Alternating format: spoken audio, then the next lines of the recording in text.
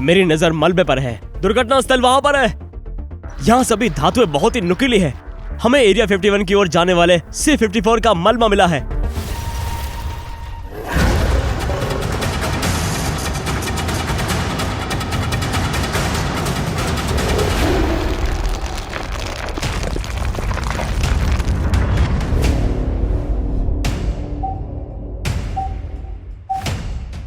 क्या हाल है दोस्तों, मैं हूं मार्क विंस और ये मेरे साथ अब तक का सबसे महत्वाकांक्षी रोमांच होने वाला है।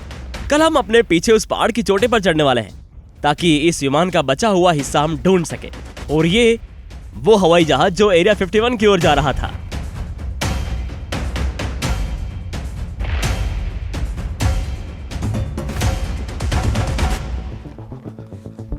ठीक है, तो चलिए शुरू करते हैं। माउंट चार्ल्सटन पीक हमसे 8.3 मील आगे है। ये ब्रेव वाइल्डरनेस पर अब तक का सबसे चरम रोमांच होने वाला है। ये दुर्घटना स्थल शिखर से सिर्फ 50 फीट की दूरी पर है। मुझे उम्मीद है कि हम उस उड़ान के अवशेष खोज लेंगे जो 1955 नवंबर में दुर्घटनाग्रस्त हो गया था। तो चलिए आगे बढ़ते हैं।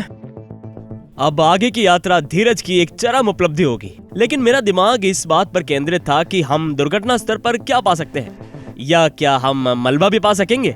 अंधेरा होने से पहले या वापस नीचे आने के लिए हमारे पास शिखर पर ज्यादा समय नहीं होगा। नहीं, हम रात भर के अभियान के लिए आवश्यक गियर साथ लाए थे।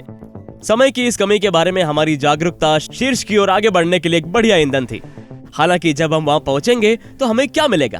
क्या एक विमान था जो आखिरकार एरिया 51 की ओर जा रहा था? क्या पीछे कोई गुप्त दस्तावेज छोड़ा गया था? जासूसी विमान उपकरण? किसी विदेशी अंतरिक्ष यान के हिस्से? सचमुच कुछ भी संभव था, लेकिन पहले हमें वहां पहुंचना था।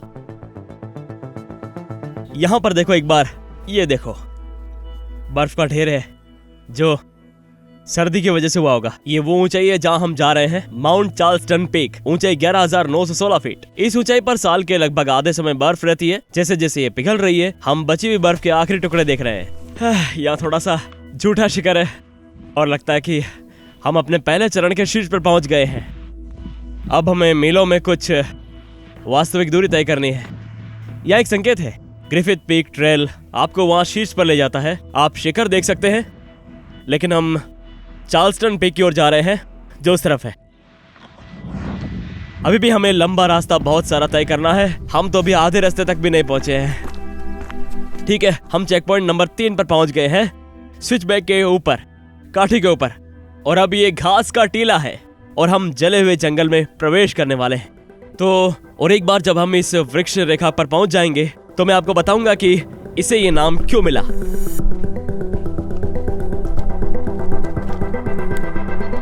ओह हाँ, यहाँ पर देखिए, इस पेड़ में जले हुए जंगल को जरूर देखिए आप। ये अंदर से जला हुआ है, वो भी पूरी तरीके से। और 2013 में ये पूरा पहाड़ 28,000 एकड़ की जंगली आग से जलकर राख हो गया था। और ये हमारे नक्शे पर आखिरी चेक पॉइंट है। इससे पहले कि हम शिखर पर पहुंचे, माउंट चार्ल्सटन के जला हुआ जंगल ये एक बहुत ही अशुभ चेक पॉइंट है। मुझे ऐसा कहने में कोई आपत्ति भी नहीं है। मेरा मतलब है कि हम एक विमान दुर्घटना की तलाश कर रहे हैं। अगर आप अपना कैमरा वहां घुमाएं, वहां पर घाटी है और उसके आगे कैलिफोर्निया है। ये उड़ान बर्बैंक कैलिफोर्निया से एरिया 51 के लिए रवाना हो रही थी। कुछ खराब मौसम में फंस गई और इस मिशन की गोपनीयता के कारण विमान वास्तव में रडार के नीचे उड़ रहा था और दुर्भाग्य से माउंट चार्ल्सटन की चोटी को 50 फीट से पार करने से चूक गया।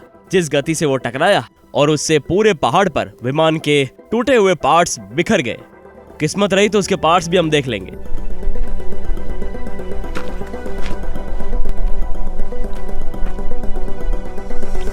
ओह, ये यहाँ पर है, वो वहां पर है शिखर, माउंट चार्ल्सटन का शिखर। मैं दूर से देख सकता हूँ। शीर्ष पर एक झंडा लगा हुआ है और एक निशान है। एक सेकंड रुको, मुझे वहां पर कुछ दिखाई दे रहा है। मैं अपनी दूरबीन निकालने जा रहा हूं। ओह हाँ, 100% दुर्घटना स्थल यही है। मेरी नजर मलबे पर है। हमने कर दिखाया। हमने एरिया 51 की ओर जाने वाले C-54 का मलबा मिल गया है। मैं कहूंगा कि हम शायद आधा मील या उससे भी कम दूरी पर हैं। चलो इसे ढूंढते हैं। वो तुम लुढ़क रहे हो? विमान का पहला टुकड़ा है ये। हाँ, ये 100% उसी विमान का टुकड़ा है। मैं तो बस हैरान हूं। मुझे उम्मीद नहीं थी कि इस विमान का टुकड़ा दुर्घटना स्थल से इतनी दूर होगा जिसे हमने दूरबीन में देखा था। क्या बात है। आप देख सकते हैं कि ये किसी तरह का एक मैकेनिकल पार्ट है, एक पाइप है। मुझे नहीं पता कि ये कौन सा पार्ट है, लेकिन आप देख सकते हैं कि वहाँ एक सीरियल नंबर भी है। यहाँ किसी तरह का पार्ट नंबर हुआ करता था, लेकिन ये घिस गया है। मेरा मतलब है कि ये 65 साल पुराना है, इसलिए आप उम्मीद करेंगे कि ये काफी हद तक घिस गया होगा। क्रैश वाली जगह से हाफ मील दूर है ये बहुत बुरी तरह से टकराया होगा। ठीक है, तो चले चलते हैं।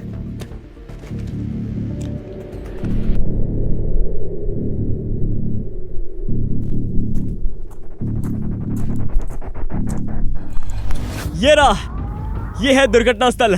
चलो चलते हैं। ठीक है, मेरे पीछे फास्ट चलो, हमें प्लेन मिल गया। ये मैन क्रशिंग साइट है। ओ यार, मैं यहाँ पर आ गया। ये वाला तो ये संचार वाला हिस्सा होना चाहिए। संचार प्रणाली में इस तरह के तार होंगे। आप उन सभी को देख सकते हैं, लगभग सूत के एक स्पूल जैसा दिखता है। ठीक है, उम्मीद है हमें ये हवा से बाहर निकाल देगा। ये रवैया वास्तव में इसे कठिन बना रहा है। ये ठंडा है, हवा चल रही है और हम अब थक गए हैं। हवा थोड़ी कम हुई। ओह वाह, ये इंजन का एक टुकड़ा है। ये निश्चित रूप से इंजन का ही एक टुकड़ा है। तो मलबे का मुख्य टुकड़ा। लेकिन मैं आपको एक त्वरित नजर से बता सकता हूं कि इस पहाड़ पर हर जगह मलबा बिखरा हुआ है। आप मेन बॉडी का पूरा ज्यादा हिस्सा देख सकते हैं। हम 1 मिनट में सावधानी से वहां जाने की कोशिश कर सकते हैं, लेकिन पहले आइए देखें कि हमारे सामने क्या है। और ईमानदारी से दोस्तों, मैं पहचानने योग्य किसी भी चीज की तलाश कर रहा हूं। इस तरह का एक टुकड़ा धड़ से है और ये विमान का जो बाहरी हिस्सा होता है उसके जैसा थोड़ा थोड़ा दिख रहा है। मेरा मतलब है, मेरे लिए ये लैंडिंग गियर जैसा दिखता है। चलो इसका निरीक्षण करते हैं। सावधान रहना। बिल्कुल। आप यहाँ पर हाइड्रोलिक देख सकते हो और आप इसे मैनुअल रिलीज पर देख सकते हो। ये एक लीवर है। मैं कोई विशेषज्ञ नहीं हूँ, अगर कोई वैमानिकी विशेषज्ञ इसे देख रहा हो तो हमें बताएं कि ये है क्या। मुझे लगता है कि ये एक लैंडिंग गियर का एक टुकड़ा है, इसलिए मैं यहाँ नीचे चला आया। मैन बॉडी का एक बड़ा हिस्सा वहां नीचे। ये थोड़ा खतरनाक है। ये पहाड़ी थोड़ी सी भुरभुरी भी है और तो और सारी धातुएं यहाँ पर बहुत नुकीली भी है, इसलिए मैं गलत टुकड़ा नहीं पकड़ना चाहता और यहाँ से कटकर घर पर बुरी तरह से नहीं जाना चाहता। मैं किसी को भी निश्चित रूप से भटकने के लिए नहीं कहूँगा, लेकिन मुझे हाइकिंग करने और ऐसा करने के लिए आवश्यक सावधानियां बरतने का अनुभव है। ये विमान का सबसे बड़ा टुकड़ा है जो अभी यहाँ पर है। कम से कम सबसे बड़ा टुकड़ा जो हमें मिला है। मुझे यकीन है कि ये इस पूरी श्रृंखला में अन्य टुकड़े भी फैले हुए हैं, लेकिन पहाड़ी के नीचे जाने पर ये बहुत असुरक्षित हो जाता है। वास्तव में मैं अत्यधिक अनुशंसा करता हूँ, यदि आप कभी भी साइट पर आते हैं तो आप इतनी दूर नीचे ना आए, आप रास्ते पर ही रहें। चलो यहीं बैठ जाते हैं ताकि हम हवा से बच सके। और इस विमान की ऐसी स्थिति के बहुत सारे कुछ कारण हैं। एक बात तो स्पष्ट है कि एक दुर्घटना हुई थी। दूसरा कारण यह है कि दुर्घटना के लगभग 1 वर्ष बाद वायुसेना यहाँ आई और इस विमान को डायनामाइट से उड़ा दिया, इसके परखच्चे उड़ा दिए। और ऐसा मिशन की गुप्त प्रकृति का कारण हुआ था। वे इस परियोजना पर काम करने के लिए एरिया 51 पर जा रहे थे। ये कोई और नहीं बल्कि शीत युद्ध में इस्तेमाल किया गया U-2 जासूसी विमान था। बहुत प्रसिद्ध विमान, शीत युद्ध में अमेरिकी खुफिया जानकारी के लिए बहुत महत्वपूर्ण। वो नहीं चाहते थे कि इसका कोई भी पार्ट दुश्मनों के हाथ में लगे और जो कुछ बचा था उसे विस्फोट कर दिया। और यही कारण है कि आप अभी हमारे आसपास इतना मलबा देख पा रहे हैं। 1955 में दुर्घटना के ठीक बाद विमान का मुख्य हिस्सा, विमान का पिछला हिस्सा, हम आपको एक तस्वीर दिखाएंगे, काफी हद तक बरकरार था। बर्बैंक से आते हुए विमान, जैसा कि आप देख सकते हैं कि हम लगभग शिखर पर पहुंच चुके हैं। शिखर वही है। हम 50 लगभग 100 फीट की बात कर रहे हैं रिज को पार करने के लिए, क्योंकि ये पूरे क्षेत्र में सबसे ऊंचा बिंदु है। और ग्रूम लेक पर एरिया 51 यहाँ से लगभग 1.5 घंटे उत्तर में है ड्राइव वाइज, इसलिए वो विमान से बहुत करीब थे। मैं अभी बहुत सारी भावनाओं से अभिभूत हूँ। इस दुर्घटना में 14 लोगों की जान चली गई और मिशन की गोपनीयता के कारण उनके परिवारों को 4 दशक बाद भी सूचित नहीं किया गया। मैं केवल कल्पना कर सकता हूँ कि वो किस दौर से गुजरे होंगे।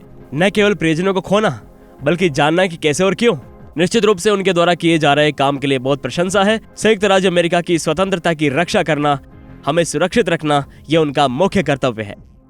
1955 में यहाँ एक बहुत ही दुर्घटनापूर्ण घटना घटी और इतिहास का एक बहुत ही रोचक हिस्सा, एक बिल्कुल अद्भुत साहसिक कार्य।